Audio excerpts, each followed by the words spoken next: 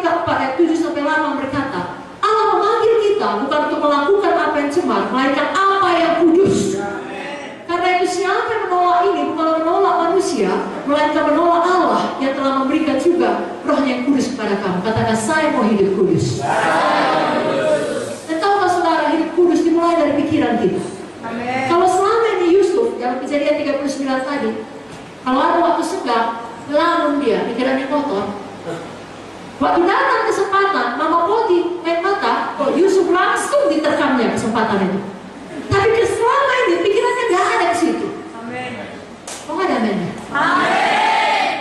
Pikirannya Tuhan, Tuhan dan Tuhan. Kalau datang Mama Poti mau main dua-dua mata pun tidak mempan. Apa kata Yusuf? Bagaimana mungkin aku berbuat dosa seperti ini kepada Tuhan? Amin. Saudara demikian, itu sebabnya sekali lagi sadari kehadiran Tuhan. Kalau diam-diam, tak ada orang tahu, tapi saudara tahu, Tuhan tahu, setan pun tahu. Saudara terikat dalam suatu dosa, apakah itu percabulan, apakah kleptomania, atau apa saja, bertobat malam ini. Bersihkan hati saudara, bersihkan pikiran saudara. Baharui dengan firman. Baca firman. Kalau saudara banyak masalah dengan kenajisan, baca firman untuk mengatasinya. Mengenai kekudusan, mengenai hidup suci. Kalau pikiran sudah berubah, ucapan sudah berubah, tindakan sudah berubah. Karena memang Tuhan melihat kita dari pikiran kita. Dalam Matius 5 ayat 28 dikatakan, aku berkata kepadamu, setiap orang yang memandang perempuan serta menginginkannya sudah berzina dengan dia dalam hatinya. Jadi dari pikiran pun Tuhan sudah tahu. Sebabnya jangan pula, kalau dari pikiran pun sudah dianggap telah berzina, mari lakukan saja. Jangan saudaraku. Walaupun itu sudah dihitung berzina dalam standar Tuhan, sangat beda itu kalau hanya di pikiran dan dilakukan. Sama seperti saudara, kalau lagi marah, saudara mau bunuh orang, itu sangat beda dengan betul-betul membunuh orang. Kalau betul-betul membunuh, masuk penjara sayang. Tapi gak ada orang masuk penjara, kenapa? Karena dia berpikiran membunuh orang. Nah, ada. Memang tersiksa emosinya, tidak masuk penjara. Itu sebabnya, mulai dari pikiran kita bersihkan, tindakan pun kita menang. Kita menjadi hidup kudus. Baca satu ayat lagi, 1 Petrus 1 ayat 14 sampai 16 mengenai kekudusan. Hiduplah sebagai anak-anak yang taat dan jangan turuti hawa nafsu yang menguasai kamu pada waktu kebodohanmu. Tapi hendaklah kamu menjadi kudus dalam seluruh hidupmu, sama seperti Dia yang kudus yang telah memanggil kamu. Sebab ada tertulis, kuduslah kamu sebab aku kudus. Mari pegang hatinya, katakan, saya hidup kudus. Sebab Tuhan saya kudus. Amin. Jagalah hidup kita tetap kudus sehingga kita bisa sampai kepada mimpi atau visi yang besar itu. Sedikit lagi, ujian yang ketiga. Kalau yang pertama pengkhianatan, kedua integritas, termasuk kekudusan, yang ketiga ketekunan, kesetiaan. Saudaraku, kalau namanya tekun dan setia itu kualitas yang diinginkan semua orang. Maka banyak saudara yang masih muda akan mencari kualitas itu lebih dahulu daripada fisik.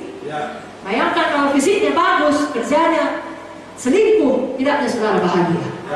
Nah, kalau saudara lihat perusahaan-perusahaan, dia juga akan mencari pegawai-pegawai yang setia kepada mereka. Bukan yang oportunis. Seluruh dunia menginginkan kualitas ini. Dan tahu saudara, Tuhan Yesus memiliki kualitas ini. Dan kita anak-anaknya harus memiliki kualitas ini juga. Mungkin saudara berkata atau pernah mengalami sendiri, di awal saudara untuk Tuhan, apa saja saudara doakan, cepat kali dijawab Tuhan. Instan. Maka mungkin banyak saudara datang kepada Tuhan karena mengalami mujizat, kesembuhan yang instan. Lalu kemudian mulai dari perkara kecil sampai perkara penting, apa yang saudara doakan, Tuhan jawab. Tuhan tolong Tuhan, aku perlu kali ini Tuhan untuk bayar uang sekolahku. Tiba-tiba ada yang kasih. Atau bahkan doa sederhana, Tuhan janganlah aku kena macet supaya jangan terlambat aku Tuhan. Tidak kena, tidak terlambat. Atau saudara terlambat, gurunya lebih terlambat, dosennya lebih terlambat sehingga tidak terlambat. Lalu saudara baik kali kau Tuhan. Lalu saudara sangat bahagia kali. Betullah Tuhan itu hidup, betullah Tuhan itu setia. Tahu saudara, seiringnya pertemuan rohani akan tiba saatnya di mana saudara berdoa tidak datang jawaban doa. Nah, sekarang saya tanya, kalau itu terjadi, masih mau setia? Ketika tidak semua hal yang terjadi dalam hidup ini ada jawabannya, masih mau percaya pada Tuhan? Masih mau tekun melayani? Jawabannya harus amin.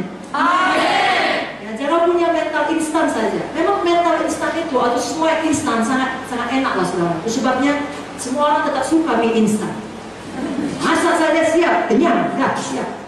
Ya, bubur instan, apa saja instan, semua orang suka. Tapi kita sama-sama tahu mie instan tidak baik kalau terus-menerus dimakan pada sehat. Demikian juga anak-anak Tuhan yang hanya mau Allah sekali berdoa, dalam nama Yesus bangkrut menjadi kaya, amin. Lalu kalau besok masih berada dapat uang, berhenti ikut Tuhan. Tidak bisa semua. Sekali meletakkan tangan harus langsung sembuh. Tidak selamanya seperti itu. Amin. Karena ada kalanya justru kita perlu belajar firman, hidup firman kesembuhan dalam hati kita, lalu kita betul-betul mengalami kesembuhan total. Saya mau mengatakan pada saudara, kalau itu terjadi, ada doa yang belum dijawab Tuhan, pergumulan yang belum selesai, atau saudara dalam ujian yang sangat berat, tekanan yang sangat berat, sama seperti Yusuf ini, yang tidak tahu kapan berakhir. Saudara tidak mengerti kenapa terjadi. Yusuf pastilah tidak mengerti kenapa aku patuh sama bapakku, justru berakhir di lubang sumur, dijual sebagai budak. Patuh di rumah Potifar, berakhir di penjara. Menolak mama Poti, difitnah, dipenjarakan untuk beberapa tahun yang tidak tahu sampai seberapa lama. Tentunya sebagai manusia ada tanda tanya, tapi dia pilih untuk tekun, dia pilih untuk setia.